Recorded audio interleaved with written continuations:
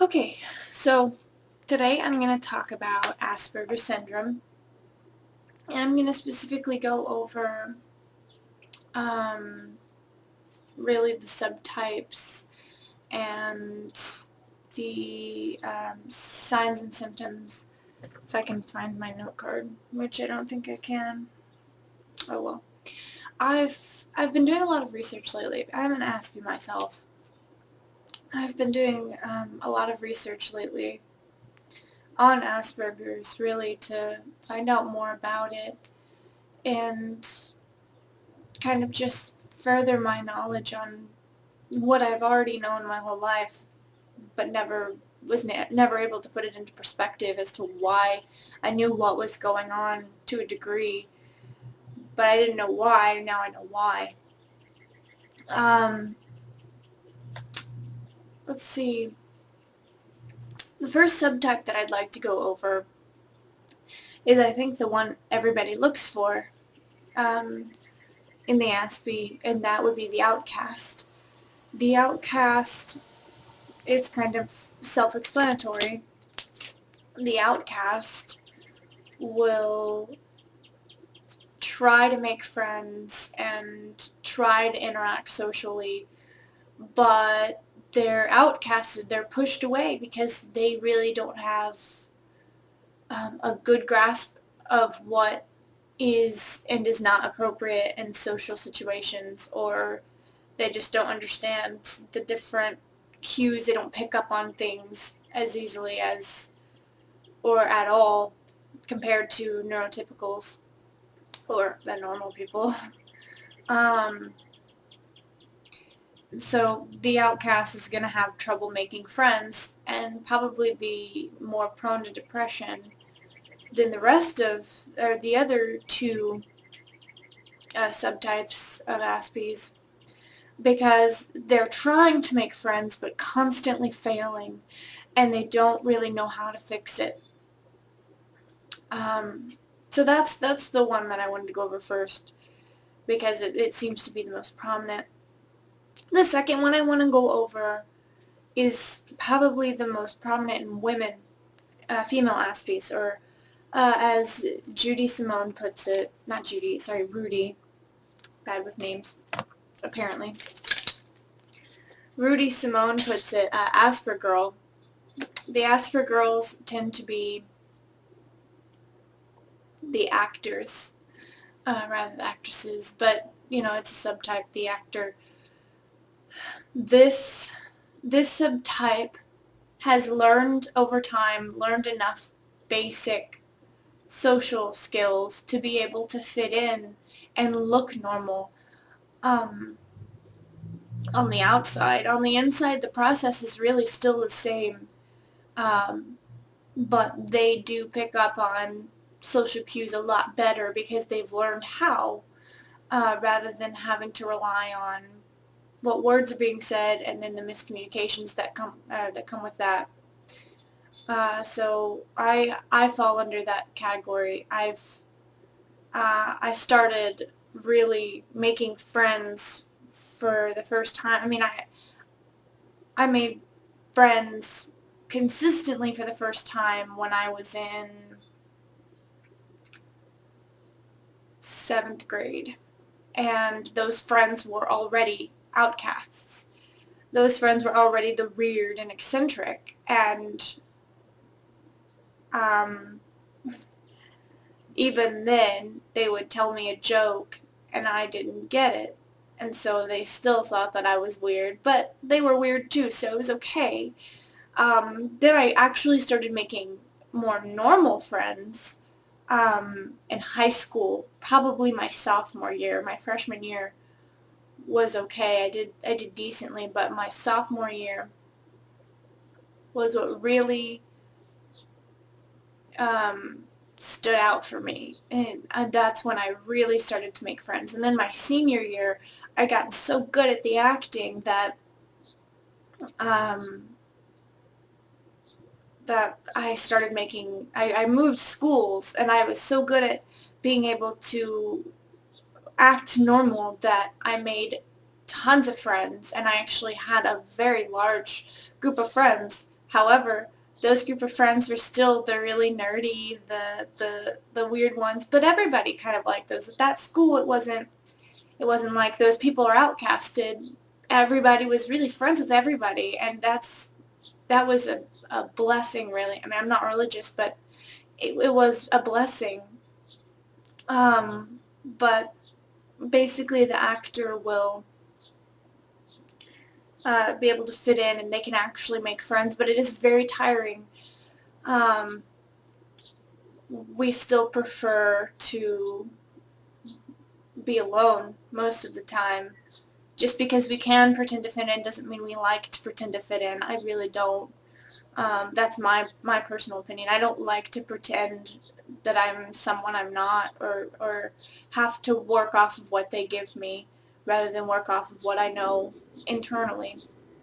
But that's the way it has to be, unfortunately, or else I would have no friends, which right now actually I only have 2 friends, my boyfriend and my friend from that I've been friends with since middle school, who's the only reason we're still friends is because she constantly and persistently calls me, because I won't call her. Rarely I'll call her. Okay, and the third one, and these are just the basic subtypes. There are going to be other subtypes, but the third one is the loner. And the loner happens to be basically the schizoid Aspie. And I have the DSM-4. Yay, DSM-4. Which goes over what the different personality types, or personality disorders are. And the schizoid, I'll read it to you real quick. If I can find it. I can find it somewhere, I know. Anyway, the schizoid is basically, here they are. Neither desires nor enjoys close relationships, including being part of a family. Almost always chooses solitary activities. Has little if any interest in having sexual experiences with another person. Takes pleasure in few, if any, activities. Lacks close friends or confidants other than first-degree relatives. Appears indifferent to the praise or criticism of others. Shows emotional coldness, detachment, or flattened affectivity. So, the schizoid Aspie will be the one that really doesn't want to go out there and make friends. And the difference, though, that you have to, or differentiate the, sorry, I probably said that wrong. That word is really hard for me to pronounce. I don't know why. The Aspie from, the schizoid Aspie from simply the schizoid really just doesn't like people. It's not that they hate people necessarily, it's just they really don't want friends. They prefer their own, they prefer solitude, and they prefer their own company. The Aspie schizoid doesn't necessarily push people away because they don't like people. They don't like emotions because they don't know how to deal with them. And so when they push away those people, they're pushing away the emotional attachment because they don't know how to react or how to feel in certain situations, which all Aspies, they have trouble with that. But the actor, for instance, will probably learn a lot faster how to deal with those emotions and how to deal with those people and how to deal with reactions, even though, personally, as an actor, I apparently, to other people on the outside, I come off as fairly normal, but internally, I'm constantly asking myself, did I just do something weird? Was that awkward? Should I have done this? Is that right? Does this person really like me? I can't tell most of the time, especially with friendships. You know, it's weird because you either think that person really likes you and you're excited, or you have no idea.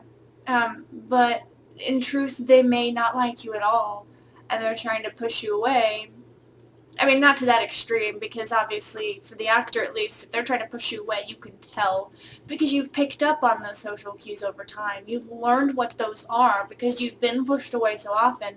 You know what it looks like. I mean, there is an adaptive side of Asperger's that a lot of people, I won't say a lot, but most people seem to ignore. Not ignore, but at least the officials seem to